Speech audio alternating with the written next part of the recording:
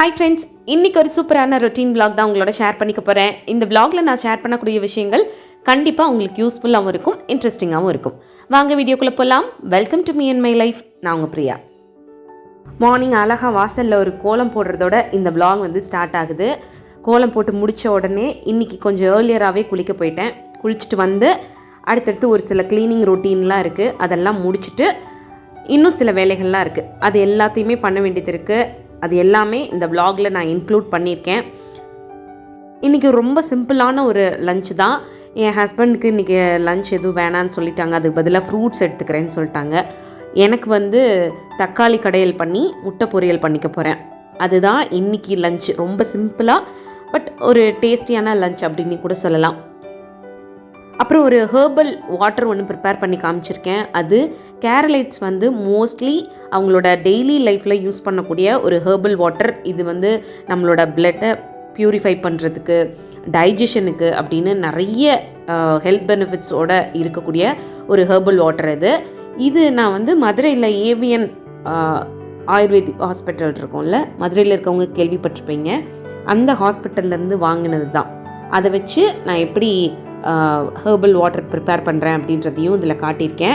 So அப்படியே வாங்க இன்றைக்கான vlogக்குள்ளே போயிடலாம். அதுக்கு முன்னாடி ஒரு சின்ன ரிக்வெஸ்ட். நீங்கள் இந்த வீடியோ பார்த்துட்டு இருக்கும் போதோ இல்லை பார்த்து முடிக்கும் போதோ இதில் இருக்க கண்டென்ட் உங்களுக்கு பிடிச்சிருந்ததுன்னா மறக்காமல் வீடியோ கீழே இருக்க லைக் பட்டனை கிளிக் பண்ணிக்கோங்க. அப்படி நீங்கள் கொடுக்க போகிற அந்த குட்டி குட்டி லைக்ஸ் எல்லாமே இன்னும் நல்ல நல்ல கண்டென்ட்லாம் நான் உங்களோட ஷேர் பண்ணிக்கிறதுக்கு எனக்கு கொஞ்சம் மோட்டிவேட்டிங்காக இருக்கும்.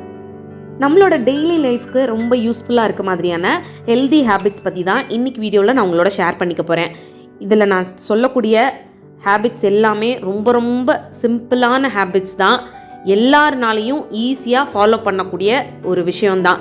பட் அதுக்கு நம்ம செய்ய வேண்டியது கொஞ்சம் டைம் கொடுக்கணும், கொஞ்சம் எஃபர்ட் போடணும். இது ரெண்டு மட்டும் பண்ணோன்னா அந்த ஹேபிட்ஸ் எல்லாமே நம்மளோட ரொட்டீனில் வர ஆரம்பிச்சிரும். அப்படி ரொட்டீனில் வர ஆரம்பித்ததுக்கப்புறம் நமக்குள்ளே நிறைய சூப்பரான பாசிட்டிவான சேஞ்சஸ்லாம் வர ஆரம்பிக்கும். உங்களோட பாடியில், உங்களோட மைண்டில், உங்களோட டெய்லி லைஃப்பில், நீங்கள் பண்ணக்கூடிய வேலைகளில் எல்லாத்துலேயுமே ஒரு சூப்பரான சேஞ்சஸ் வர்றதுக்கு இந்த சின்ன சின்ன ஹேபிட்ஸ் ரொம்பவே யூஸ்ஃபுல்லாக இருக்க போது. நான் இதை டெய்லி லைஃப்பில் இன்க்ளூட் பண்ணிக்க போகிறேன் நிறைய விஷயங்களை. அதில் நீங்கள் ஒரு 3 ஹேபிட்டோ இல்லை 5 ஹேபிட்டோ உங்களால் எவ்வளோ ஹேபிட்ஸ் ரெகுலராக ஃபாலோ பண்ண முடியுமோ அதை கொஞ்சம் கொஞ்சமாக இன்க்ளூட் பண்ண பாருங்கள். ஃபஸ்ட்டு கொஞ்சம் கஷ்டமாக இருக்குதுன்னு உங்களுக்கு தோணுச்சுன்னா, கஷ்டமாக இருக்காது பட் இதுவே உங்களுக்கு கொஞ்சம் கஷ்டமாக இருக்க மாதிரி இருக்குதுன்னு தோணுச்சுன்னா 3 ஹேபிட்ஸ் எடுத்துக்கோங்க. அதை நோட் பண்ணி வச்சுக்கோங்க. அதை டெய்லி லைஃப்பில் ஒரு நாள் கூட மிஸ் பண்ணாமல் ஃபாலோ பண்ணுங்கள். அப்போது அதில் வர ரிசல்ட்டை வச்சு மிச்ச இருக்க ஹேபிட்ஸ் எல்லாம் இருக்கும்ல, அதெல்லாம் அடுத்தடுத்த மாதங்களில் இன்க்ளூட் பண்ண பாருங்கள். ஒரு சூப்பரான சேஞ்சஸ் வர்றதை உங்களால் ஃபீல் பண்ண முடியும்.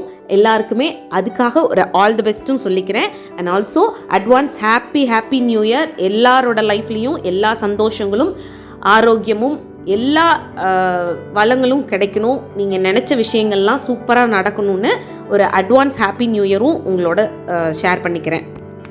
ஃபர்ஸ்ட் ஹெல்தி ஹேபிட், நம்மளோட டெய்லி 3 வேளை சாப்பாடையும் டைனிங் டேபிளில் உட்காந்து சாப்பிடாம ஏதாவது ஒரு வேளையாவது கீழே தரையில் ஏதாவது ஒரு டவலோ இல்லை பெட்ஷீட் ஏதாவது ஒன்று விரிச்சிட்டு அது மேலே உட்காந்து சமணங்கால் போட்டு சாப்பாடை சாப்பிட்டுக்கக்கூடிய பழக்கத்தை டெய்லி லைஃப்பில் இன்க்ளூட் பண்ணிக்கோங்க. இது ரொம்ப ரொம்ப ஒரு நல்ல பழக்கம்.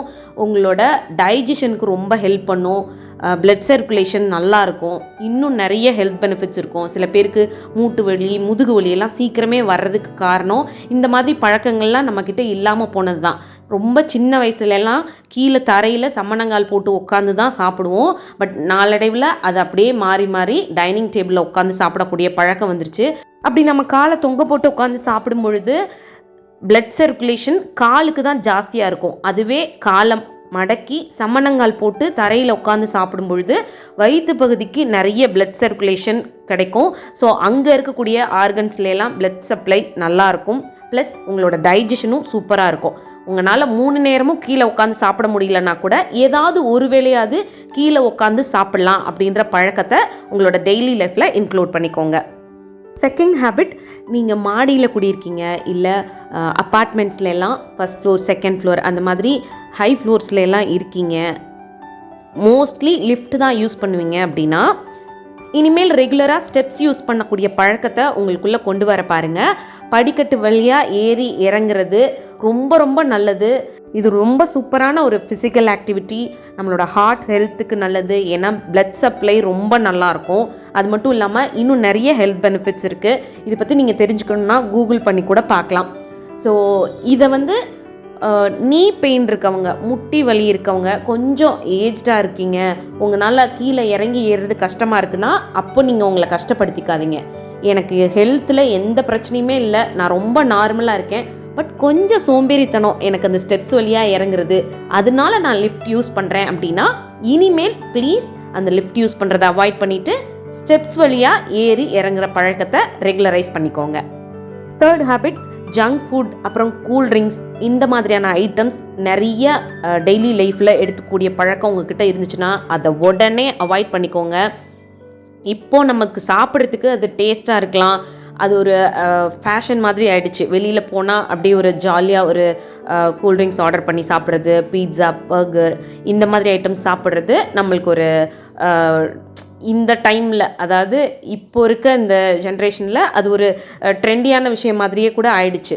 வெளியில் போனால் ஃப்ரெண்ட்ஸோட போனால் மோஸ்ட்லி இந்த மாதிரி தான் ஆர்டர் பண்ணி சாப்பிட்ணும் அந்த மாதிரி ஆயிடுச்சு. ஸோ ப்ளீஸ் இந்த ஒரு விஷயத்த உங்களோட டெய்லி லைஃப்பில் இன்க்ளூட் பண்ணிக்காதீங்க. இது உங்களோட ஹெல்த்துக்கு ரொம்ப ரொம்ப பாதிப்பை தான் கொடுக்கும். நிறைய அந்த ஜங்க் ஃபுட்லாம் சால்ட் ஐட்டம்ஸ் நிறைய இன்க்ளூட் பண்ணுவாங்க. அந்த மாதிரி இன்க்ளூட் பண்ணும்போது ஹை பிளட் ப்ரெஷர் வர்றதுக்கு வாய்ப்பு இருக்குது. டயாபெட்டிஸ், அதுவும் ரொம்ப சின்ன ஏஜில் இருக்கவங்களுக்கு பார்த்திங்கன்னா திடீர்னு நிறைய வெயிட் கெயின் பண்ண ஆரம்பிக்கும். இதெல்லாம் வந்து ஜங்க் ஃபுட் நிறைய எடுத்துக்கிறதுனால தான். ஸோ இந்த ஒரு விஷயம் நீங்கள் அடிக்கடி பண்ணிகிட்ருக்கீங்க அப்படின்னா அதை உடனே ஸ்டாப் பண்ணிக்கோங்க.